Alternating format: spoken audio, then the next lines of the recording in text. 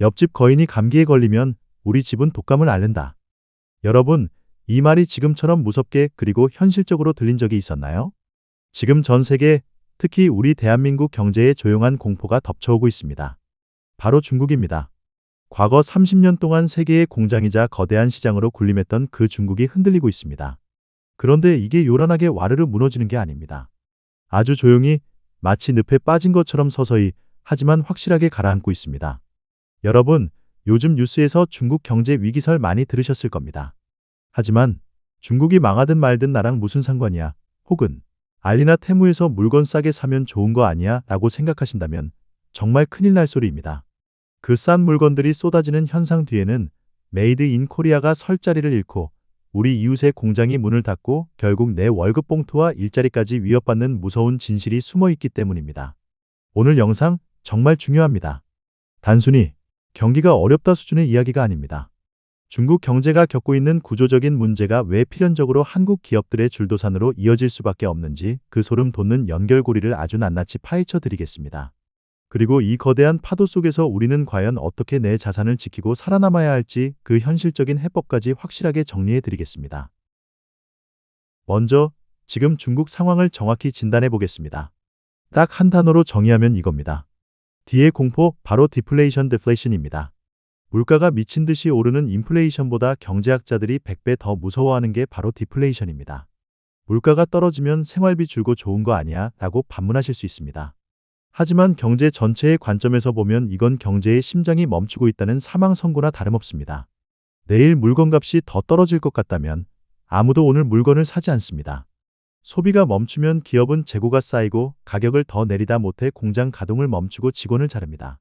실직한 사람들은 돈이 없어 소비를 더 줄이죠. 이게 바로 빠져나올 수 없는 죽음의 소용돌이 디플레이션의 악순환입니다. 지금 중국이 바로 이 늪에 빠진 겁니다. 그렇다면 중국은 왜 갑자기 이렇게 됐을까요? 가장 큰 원인은 부동산 거품 붕괴입니다. 중국인들 자산의 70%가 부동산에 묶여 있는데 헝다 사태 이후 집값이 반토막 났습니다. 자고 일어나니 빚쟁이가 된 중국인 14억 명이 동시에 지갑을 닫아버린 겁니다. 여기에 청년 실업률은 사상 최악입니다. 희망을 잃은 청년들이 탕핑, 즉 그냥 바닥에 누워 아무것도 안 하겠다고 선언하는 사회. 이것이 지금 중국의 민낯입니다. 과거에는 세계 경기가 안 좋아도 중국이 돈을 풀어 물건을 사주며 해결사 역할을 했지만 이제 그 엔진이 완전히 꺼져버렸습니다. 자, 이제부터가 진짜입니다. 중국의 이 독한 감기가 왜 한국에게는 치명적인 폐렴이 되는지 그 나비 효과를 분석해 보겠습니다.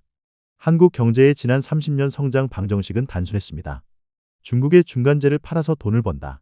우리가 반도체, 철강, 석유화학 제품을 만들어 팔면 중국은 그걸 조립해서 전 세계에 팔았습니다. 우리 수출의 4분의 1을 책임지던 가장 큰 고객님이었습니다. 그런데 그 고객님이 지금 나 돈 없어. 너희 물건 안 사. 아니, 이제 안 써라고 선언한 겁니다. 더 심각한 건 중국이 이제 우리도 만들 줄 알아라며 자급자족을 시작했다는 겁니다. 석유화학 공장을 어마어마하게 지어 자급률이 100%를 넘었고 디스플레이 시장은 이미 중국에 넘어갔습니다. 한국 기업들이 설 자리가 구조적으로 사라지고 있는 겁니다. 이건 일시적인 불황이 아니라 시대가 바뀐 겁니다. 그리고 더 무서운 공포, 바로 밀어내기 수출이 시작됐습니다. 중국 내수 경기가 죽어서 안 팔리는 물건들을 중국 기업들이 해외로 헐값에 던지고 있습니다. 원가 따위 필요 없다. 일단 현금화하자는 식입니다. 지금 한국 철강 시장에는 중국산 후판이 국산보다 훨씬 싼 가격에 밀려 들어오고 석유화학 업계는 팔면 팔수록 손해인 상황이 벌어지고 있습니다. 알리, 테무의 공습으로 동대문 상인들과 국내 중소 제조사들은 초토화되고 있습니다.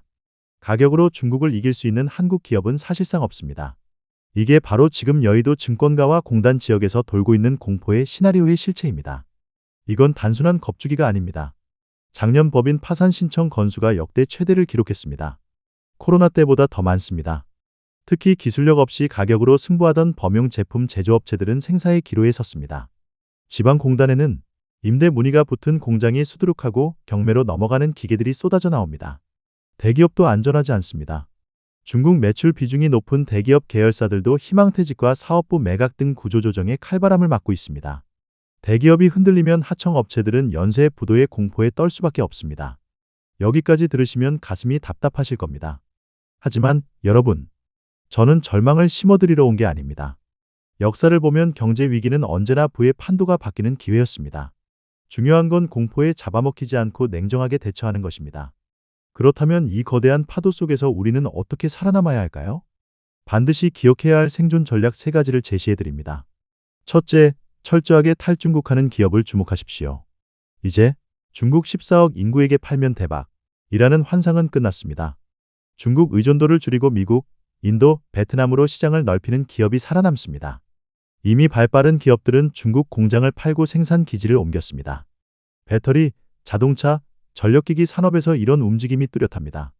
투자를 하신다면 중국 비중이 줄고 북미나 인도 비중이 늘어나는 기업, 그곳이 바로 돈이 몰리는 곳임을 명심하십시오. 둘째, 중국이 흉내낼 수 없는 초격차 기술입니다. 중국이 가격으로 밀어붙여도 절대 따라올 수 없는 기술 장벽을 가진 분야는 오히려 더 귀해집니다.